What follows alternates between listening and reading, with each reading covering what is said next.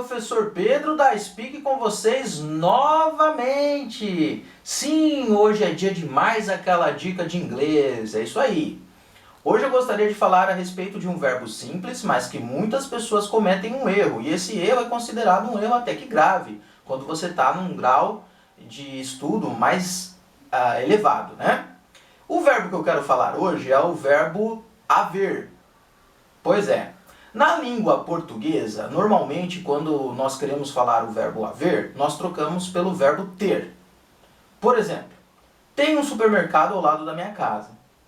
A forma correta seria dizer, há um supermercado ao lado da minha casa. Só que, vamos dizer assim, que quase ninguém fala mais assim. Só se a pessoa quer falar um português bem corretamente. Mas, isso não vai acarretar nenhum problema de comunicação. A gente consegue fazer essa troca, esse joguete de palavras na nossa língua. Aí o que acontece? Quando a pessoa começa a estudar o idioma da língua inglesa, ele acredita que é possível ser feita a mesma coisa. Então, quando a pessoa vai falar uma frase, quer dizer que há alguma coisa, que existe algo, ela troca pelo verbo have.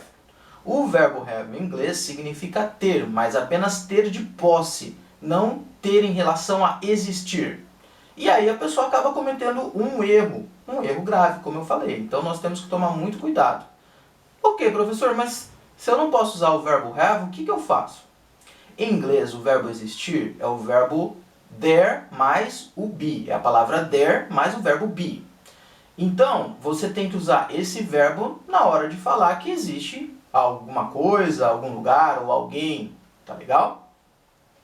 Um outro erro que as pessoas também cometem em relação à língua portuguesa e à língua inglesa é a utilização do plural. Por quê? Na nossa língua, quando nós falamos que há alguma coisa, não importa se nós estamos falando de uma coisa ou duas coisas. Nós usamos o verbo haver, não precisa usar um plural.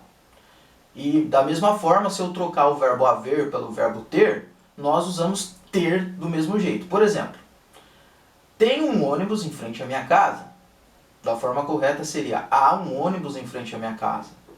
Mesmo que houvesse dois, eu diria, há dois ônibus em frente à minha casa. Ou, tem dois ônibus em frente à minha casa. Em inglês já não é possível. Você precisa usar o plural quando você estiver falando de dois ou mais. Então como que fica? Se você for falar de uma frase, você falar uma frase que você vai falar que existe algo, né? E essa coisa é no plural, uma coisa só, você vai usar o verbo there is. O exemplo que eu usei no vídeo, there is a supermarket near my house. Ou seja, porque tem um supermercado próximo da minha casa.